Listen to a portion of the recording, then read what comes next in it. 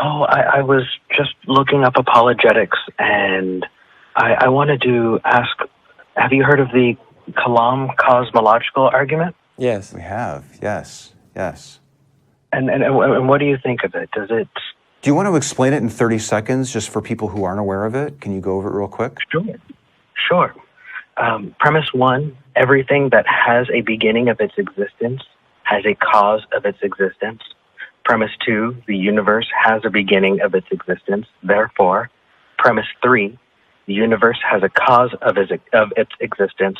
Premise four, if the universe has a cause of its existence, then that cause is God. Therefore, premise five, God exists. Is this an argument that you find convincing? What I'm really interested in is, did you believe in a God before you stumbled across this argument, or was this the argument that was the main reason why you think that your God is real? Well, it wasn't what convinced me at first. I was raised in the church, and I recognized that. And getting older, I wanted to get to know my God more. I wanted to learn more and get to know more about God's creation. And I had questions. And so that's how I wound up finding your show, by the way. And what convinced me... I think questions are great. The Kalam cosmological argument, I feel, has a very powerful standing in a very basic question that seems to be asked a lot on your show. That's why I wanted to ask what you think.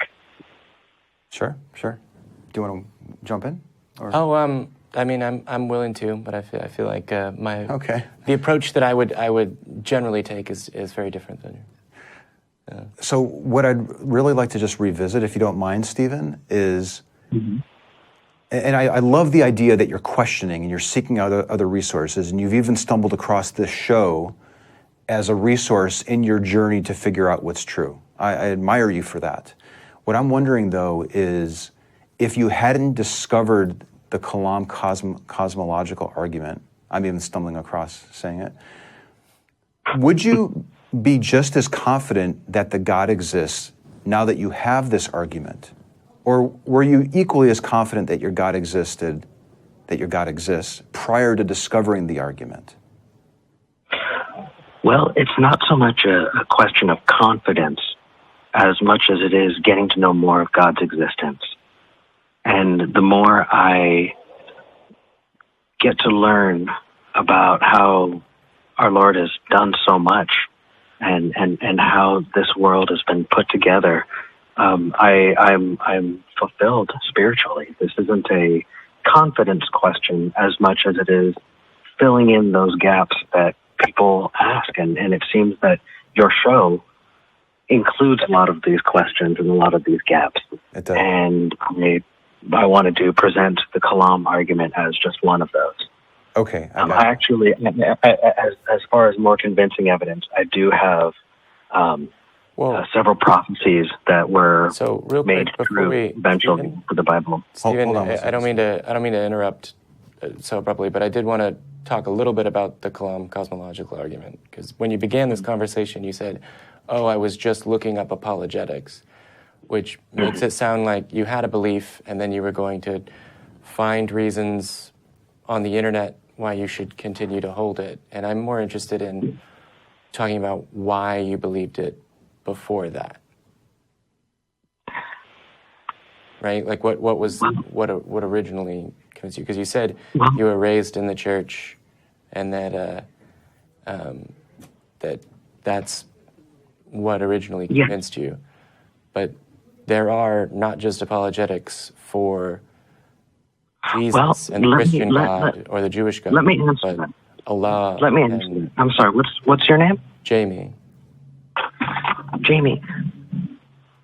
This, again, like I told the other gentleman, this is not a question of how much I believe in the faith that I have, but when you're on fire for the Lord, when you want to share the fruits of what God has given us, you do want to look into it more. I assume that's why you're doing what you're doing.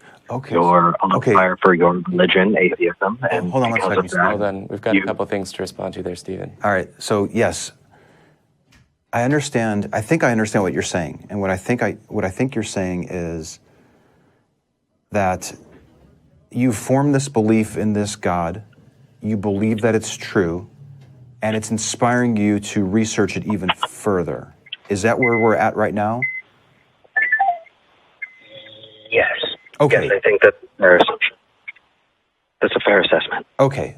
So what we're interested in is how you're determining that your God is real. Is it really the argument from the Kalam cosmological argument that is convincing you that your God is real, or is it something else?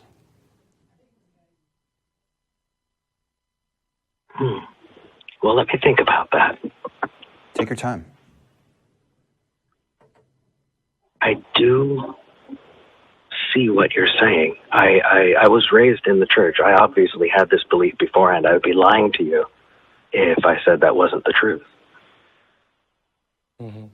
Though I don't think that precludes that from being true. I think the way that I came to this knowledge, I saw a clip where Mr. Dillahunty had said, you can come to the right, how did he say it? You can come to the right answer for wrong reasons, and you can come to the right answer for right reasons. Yeah. I just think it's ironic that he came to the conclusion that he came to. But well, Dillahunty's not here today to talk about that. But yeah, I think what you're getting at again is that a person could arrive at a belief using an unreliable way, for example, being raised and taught it, and it still be true, even though that isn't probably the best way to determine if something is true. Was that the point that you're making? In response to your question, yes. Gotcha. So I think as far as when we're living our lives, it's also important to try and find the best path for determining what's true, right? And so even outside this particular question, it's important to find the best method for determining what is true and applying that to all of the things. And if you look at the history of human discovery and understanding, questioning what you believe critically tends to be from yours. How is Hold my on, Stephen. research different from yours? Stephen, did you? Sorry, Jamie wasn't quite done yet. Yeah, talking. I was just hoping you heard the last parts of what I said. I'm sorry. Go ahead. Oh, I was just pointing out that finding the best method to determine what is true and using that throughout our lives is, kind of by definition, the best way to do that. And so if you're using one method to determine, this God belief, right, and you're not willing to apply it to other parts of your life, that's interesting. Right. Or if you think about how questioning your own beliefs critically and re-examining them is, on a larger scale, why we have cars and planes and the internet, and on a smaller scale, how people avoid sending money to princes in Nigeria, then it might be wise to consider using that for other beliefs that you have. And if I can just bring this full circle, if you don't mind, and then we'll wrap it up and move on to another caller, Stephen, is that I would imagine that we would probably agree that a person could be raised with a belief in a completely different God and stumble across the same apologetic arguments that you've stumbled across and be just as sure that a completely different God exists. And to tie it all in, with Jamie's point, are those methods of being raised that way and taught it and then also stumbling across arguments the best way to determine if something is true, the most reliable way, the most consistent way to arrive at the same result? And if it's not, then it might be time to reevaluate the methods that you have been using. Well, that was the question that I asked you, was how are my methods so different from yours when I'm going online and trying to research and do that? I'm even calling you. I'm trying to do this research. How is my methodology so different that you would consider it wrong? I don't know who said it, but cars and phones in the internet, like I'm some kind of archaic idiot. No, that's This not. isn't- this Sorry, isn't- this isn't- Stephen. That's not what I meant when I brought that up. I was talking about how the application of this method to the natural world has resulted. Okay, and so how is that so different from the way I'm looking at it? That feels like you're holding me to a different standard that you hold yourself. Let me try it this way. You hold yourself to the same standard. Let me try it this way. Now, I was not raised atheist, but if I was raised atheist and I were to have stumbled across arguments to justify my atheist position, would you be willing to accept those reasons for my conclusions, or would you think that I was mistaken? I would withhold judgment until I've seen all sides of the issue and find what is most compelling. Good. And go with that.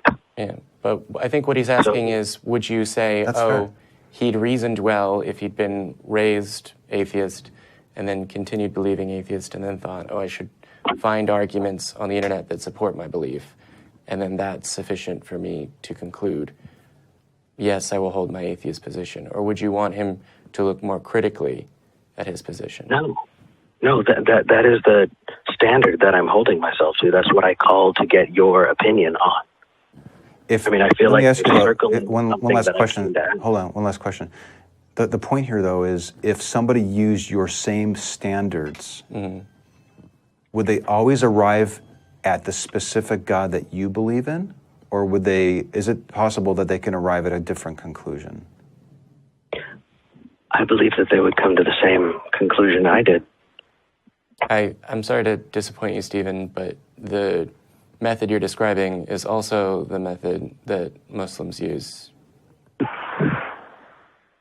Well, we can argue this back and forth, but I called the right show to argue back and forth. I think at this point it would probably be good just if we wrapped it up, Stephen, but we have another caller here that we want to take. Take some time to think about it, and if you want to email the show, please feel free to go ahead and do that. Okay, I'll do that.